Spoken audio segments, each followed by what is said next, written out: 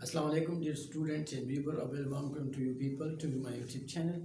आज हम punctuation marks के पार्ट 2 के स्टार्ट ले रहे हैं और पार्ट 2 में बाकी जो जितने भी पंक्चुएशन मार्क्स रह चुके थे आज हम इसको डिस्कस करेंगे। तो इसमें एक रह गया था सेमीकोलन।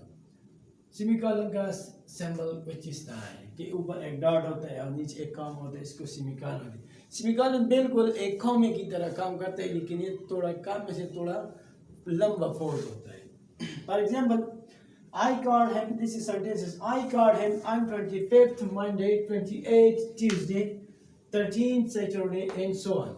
इस सेंटेंस का मतलब कुछ यूं बनता है कि 1 2 3 4 and 5 and 6। इसका मतलब ये बनता है कि मैंने 6 दफ़ा जो है उसको कॉल किया, क्योंकि इस कामों की मदद से इस सेंटेंस का मतलब कुछ यूं बनता है। लेकिन जब हम इस कामों को सही जगह पर लगाए और इसमें सेमीकोलन का यूज करेंगे तो इसका मतलब कुछ यूं बनता है, जैसे कि नीचे वाला सेंटेंस देखिए, सेम सेंटेंस इसको नीचे फिर लिखा गया है। I called him on 25th Monday in semicolon, 25th comma Monday semicolon, 28 comma Tuesday semicolon, 13th colon comma and Saturday semicolon and so on. अभी इस सेंटेंस का मतलब कुछ यूं बनता है कि मैंने 3 मरतबा यानी पहला तारीख को मंडे के 25 तारीख को, ट्यूसडे के 28 तारीख और सैटरडे की 13 तारीख को मैंने उसको कॉल की। और ऊपर वाले सेंटेंस का कंसेप्ट कुछ इस तरह बनता है कि मैंने 6 मरतबा यानी 25 को, मंडे को, 28 को, ट्यूसडे को, 30 को, सैटरडे को मैंने उसको कॉल किया। तो इसी तरह इस ई रूल्स के मुताबिक जो सही कॉमास या सेमीकोलन वगैरह यूज किया जाए तो फिर इसका मकसद इस तरह बनता है। नेक्स्ट, इसमें जब हम एक सेंटेंस में ज़्यादा क्वालिटीज़ की बात करते हैं या किसी लिस्ट वगैरह की बात करते हैं तो हम यूज़ करते हैं like for example, I like his personality comma attitudes comma way of talking etcetera but I don't like his anger. इसमें टू अपोजिट आइडिया है। पहले में जो है इसकी एटीट्यूड्स को, वे ऑफ टॉकिंग को, पर्सनालिटी को लाइक किया है, जबकि दूसरे में जब हमने बट का इस्तेमाल किया, कंजंक्शन का, बट हमेशा जो अपोजिट आइडियाज को प्रेजेंट करता है। I don't like his anger, मगर मुझे इसकी गुस्सा पसंद नहीं। इसको हम नीचे लिखते हैं, I like his personality, attitudes, way of talking etcetera but semicolon etcetera में सेमीकोलन लगाया और but I don't like his anger. तो अभी ये एक क्लास है और ये वाला बट से हमने दूसरे क्लास को एक सेंटेंस में मिलाया। तो जब इसी तरह की बातें हो रही हो तो बट से पहले हम कंजंक्शन सेमीकोलन का यूज करते हैं और इसमें थोड़ा लंबा पॉज लेते हैं। इसका मतलब ये हो कि दूसरा क्लास स्टार्ट होता है। ठीक है। नेक्स्ट, इसका इस्तेमाल कुछ यूं होता है कि Ali is his friend, Ahmed is his brother, यानी अली उसका दोस्त है और अहमद इसका भाई है। तो इसको जरा हम इस तरह लेके रिपीटिशन खत्म किया जाए, Ali is his friend semicolon Ahmed brother. ठीक है, इस सेंटेंस स्टार्ट भी हुआ और इस सेंटेंस का वही मतलब है जो ऊपर वाले का है, यानी Ali is his friend Ahmed is his brother, Ali is his friend semicolon Ahmed brother. फिर बारी आती है डैश की। ठीक है ना, तो डैश को जब हम लगाते हैं तो डैश का ये सिरा और ये सिरा, इसमें थोड़ा स्पेस होना चाहिए। इसको हम किस मकसद के लिए यूज करते हैं? Range of number, dates and time के लिए हम इसको यूज करते हैं। और सेकंड यूज इसका जब होता है तो एवरेज चेंज होता है। मिसाल के तौर पर हम कोई बात कह रहे हैं या किसी के बारे में कुछ कह रहे हैं और एकदम जो है फिर हम फौरन जो है हम अपना आइडिया चेंज करें। मिसाल के तौर पर हम किसी के बारे में बात बयान कर रहे हैं कि ये है कि ये वो ये करता है, वो ये करता है, और आखिर में फिर कही कि क्यों ये मैं आपको बताऊं। ठीक है, एब्रप्टली चेंज जब अवतार आ जाते हैं तो हम इसको यूज करते हैं। नंबर 1, जब इसको हम यूज करते हैं, मिसाल के शेक्सपियर का डेट ऑफ बर्थ और डेट ऑफ डेथ जो है 1564 को जब वो पैदा हुआ तो फिर इसमें हम यूज करते हैं हाइफन, सॉरी डैश, इसमें हम यूज करते हैं डैश। और फिर यहाँ पे उसके डेट ऑफ डेथ जो है 1616, तो एक्चुअली शेक्सपियर का डेट ऑफ बर्थ भी है और डेट ऑफ डेथ है। तो इसके बीच में जो लाइन है ये डैश है, इसमें हम ये यूज करते हैं। Second, for example 25 to 27 of July, यानी वो भी एक डेट शो कर रहा है। ठीक है, या for example 10 AM to 6 PM एक टाइम शो कर रहा है कि 10 बजे से लेकर 6 बजे तक, ठीक है। और इसको हम एवरेज चेंज के तौर पे इसी तरह यूज़ करते हैं। मिसाल के तौर पे he was my friend, we use to play together, फिर हमने लगाया dash, but why am I telling you this, मगर मैं आपको क्यों ये बताऊं, वो मेरा दोस्त है, हम जो है इकट्ठे खेला करते थे, लेकिन मैं आपको ये क्यों बताऊं। तो एवरेज चेंज जब थॉट्स आया, जब सोच एकदम चेंज हो जाए, तो इसमें हम ये डैश यूज करते हैं, ठीक है। नेक्स्ट जो हमारे पास है वो है हाइफन। हाइफन जो है ये डैश से छोटा होता है, डैश थोड़ा लंबा होता है, हाइफन जो है छोटा होता है, ठीक है। इसको हम कहाँ पे यूज करते हैं, हम ज्यादातर कंपाउंड नाउन में यूज करते हैं, ठीक है। और इसके साथ साथ इसका इस्तेमाल जो है सिलेबल पे होते हैं, जब हम कोई लाइन लिख रहे हैं और पेज के एंड पे पहुंच जाते हैं और वहाँ पे वो वर्ड कंप्लीट नहीं हो रहा, तो इसको हम एक सिलेबल पे काट के हाइफन लगाते हैं और बाकी वर्ड जो बचा है वो सेंटेंस के स्टार्ट में लिखते हैं। इसकी मिसाल के तौर पर अगर हम लिखेंगे for example father in law, ठीक है। तो ये इसके बीच में हमने ये हाइफन लगाया। Father in law compound noun में भी यूज होता है। फॉर एग्जांपल समटाइम वी से पेन किलर, यहाँ भी हम लगाते हैं, कंपाउंड नाउन में भी यूज होते हैं। For example sister in law,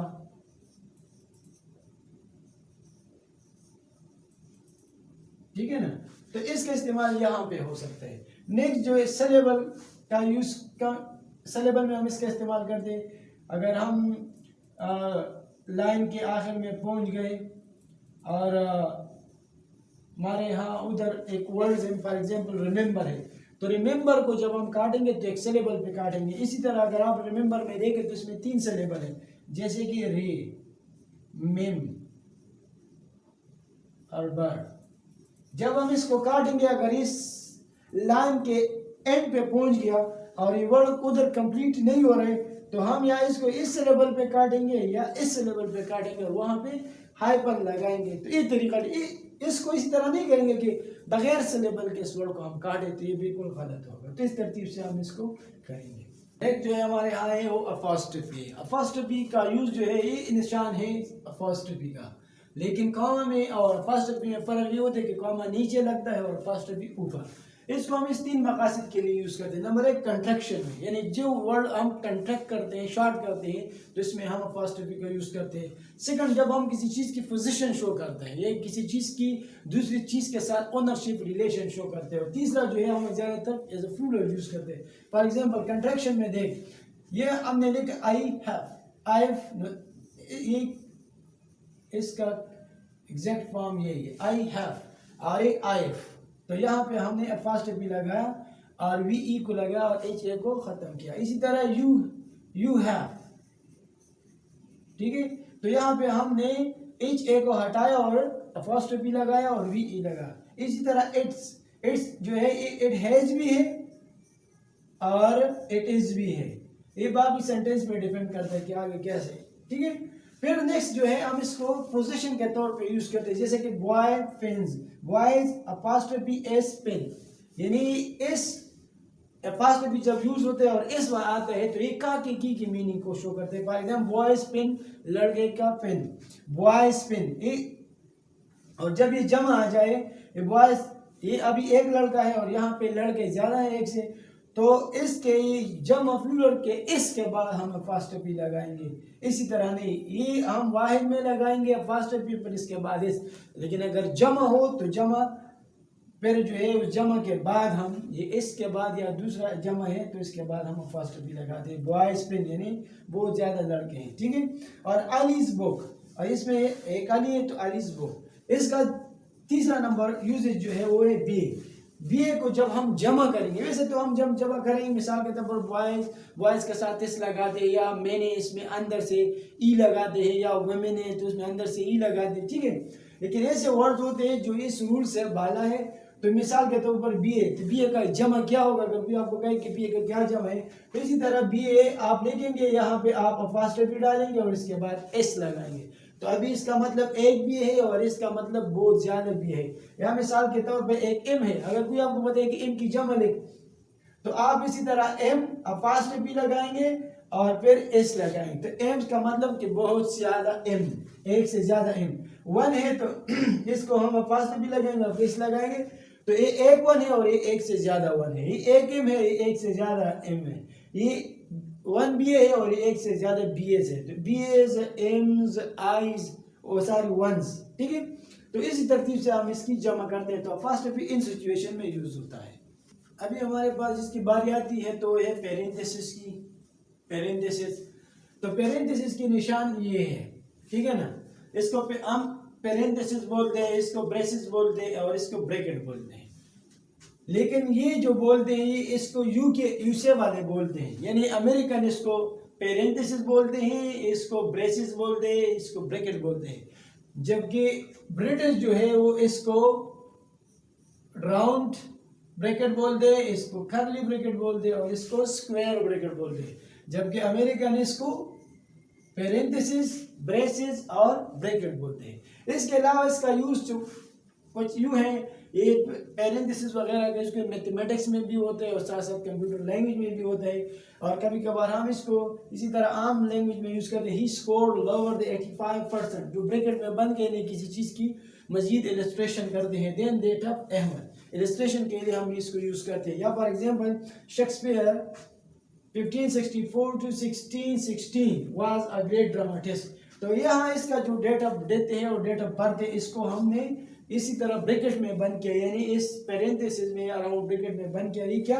ये शेक्सपियर की मजीद वजाहत कर रहा है कि वो किस टाइम पे पैदा हुआ और किस टाइम पे इसकी डेथ हो गई।